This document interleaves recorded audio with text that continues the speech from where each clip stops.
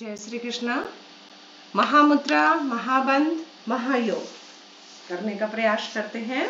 इस तरह से पैर को मोड़े और ये पोर्शन जो है इसको इस तरह से लगा के इसके ऊपर बैठ गए आराम से।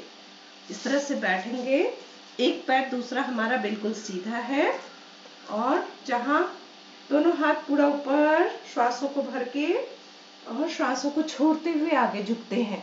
तो देखिए सरलता से आपका हाथ पकड़ा जाएगा। जहां पकड़ा रहा है यहाँ जहां तक पेट ज्यादा है तो आप आगे झुक ही नहीं पाएंगे। तो जहां पकड़ा रहा है वहां पकड़ें और श्वासों को छोड़ते हुए आगे झुकें। बढ़ते हुए सीधा हो, छोड़ते हुए आगे, तेजी से करने से और नहीं तो इससे थोड़ा और एक ही स्टेप शुरुआत में ऐसे ही करें। थोड़ा और बढ़ना है तो श्वासों को छोड़ते हुए, खाली छोड़ने में ताकत लगाइए। सुषुम्ना नाड़ी बिल्कुल क्लीन हो रही है इस तरह से थॉट के साथ।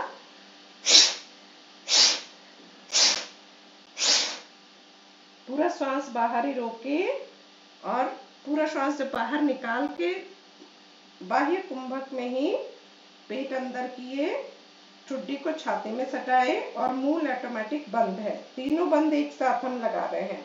ये पैर को नहीं उठाना है, हाथ भी हमारा सीधा है, रीढ़ की हड्डी भी हमारी पूरी सीधी है।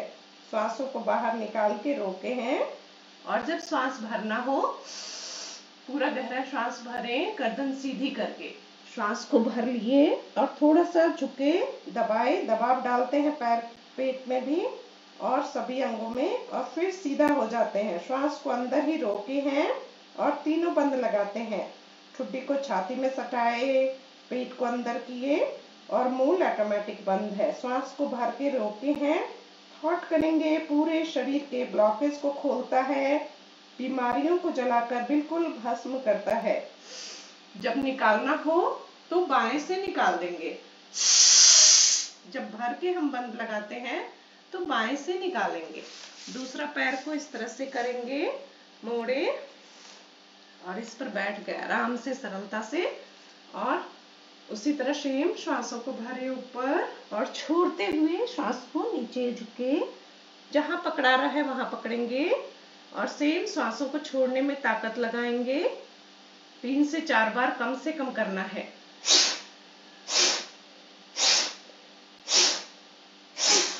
पूरा श्वास बाहर ही रोके। अब यहाँ पे मध्यम नौनी स्टार्टिंग में हो रहा है पेट अंदर, उसको मध्यम नौनी कहते हैं। और जब इस तरह से पेट को घुमाते हैं तो वो नौली क्रिया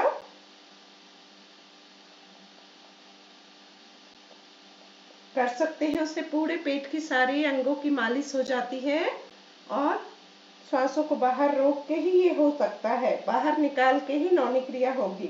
पूरा बाहर रोकने की जब क्षमता होगी तभी।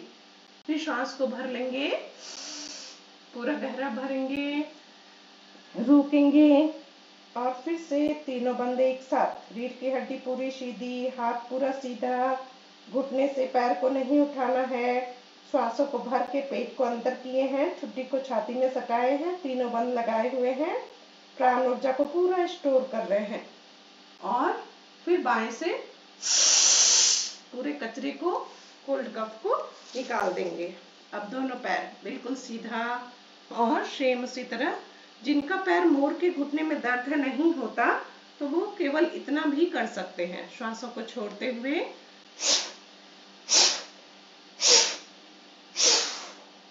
पूरा श्वास बाहर,